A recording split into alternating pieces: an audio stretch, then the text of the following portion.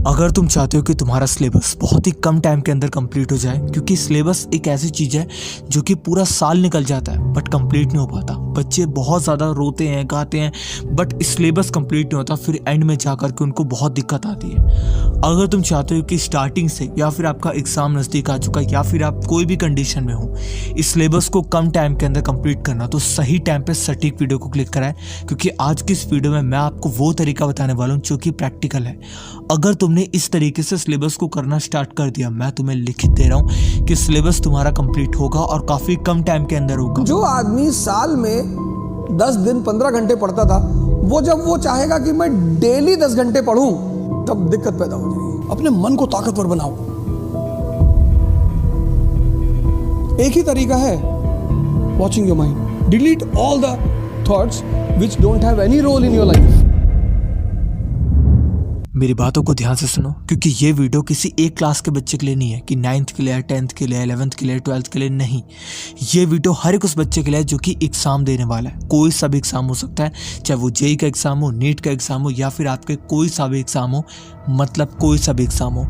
अगर तुमने इस वीडियो पे क्लिक करा है तो मैं आपको निराश नहीं जाने दूंगा, क्योंकि सिलेबस को कंप्लीट करना है तो कंप्लीट करना है और कम टाइम के अंदर कंप्लीट करना है। तो सबसे पहली बात, स्टॉप ओवर थिंकिंग।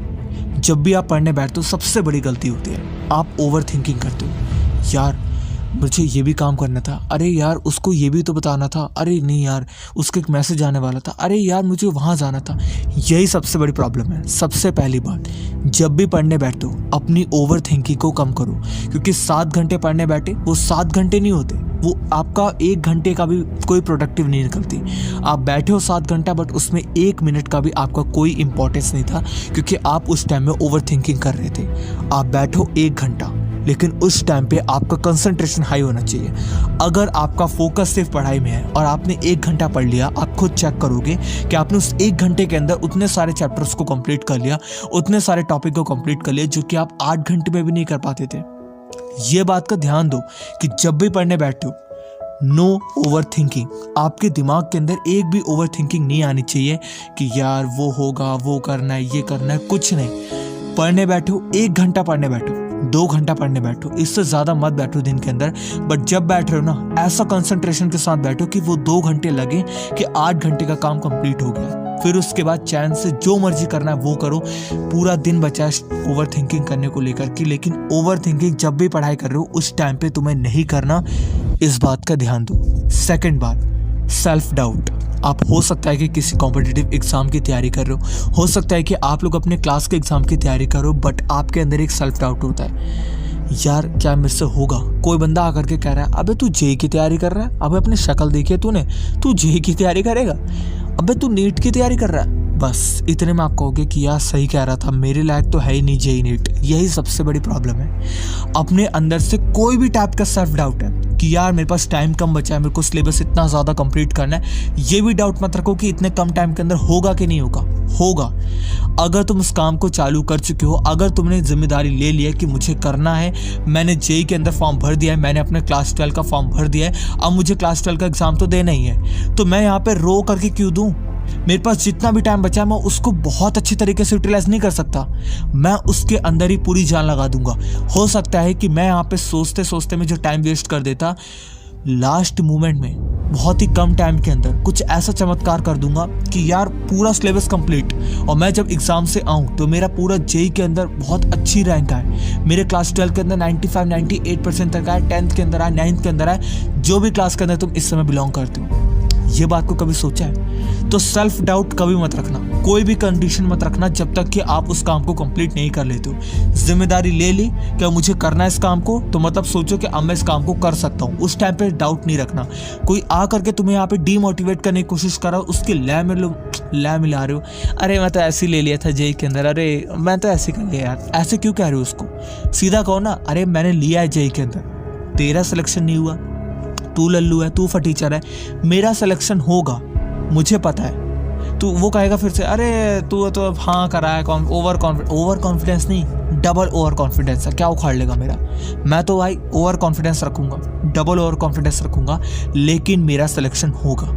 मैं क्लास 12 के अंदर 95% लेकर के आऊँगा, क्लास 10 के अंदर 95% मार्क को लेकर के आऊँगा। ये काफ़ी इंपॉर्टेंट है, और ये अगर तुम्हारे अंदर आ गया समझ जाओ, दुनिया जीत जाओ। दूसरी बात, सिलेबस को कहाँ से शुरू करें और कैसे शुरू करें, ये सबसे बड़ी प्रॉब्लम है। बच्चों को यहाँ पे सबसे ज़्यादा डाउट रहता है कि यार सिलेबस को कहाँ से स्टार्ट करूँ। तो कहाँ से स्टार्ट करने की बात आएगी, अगर आपके पास बहुत ही कम टाइम है, अगर आप लोग एग्ज़ाम के टाइम में देख रहे हो, तो उस कंडीशन में मैं आपसे कहूँगा कि जो सबसे ज़्यादा इंपॉर्टेंट टॉपिक है और ज़्यादा मार्क की वेटेज रखता है, उस टॉपिक से स्टार्ट करना, उस चैप्टर से स्टार्ट करना।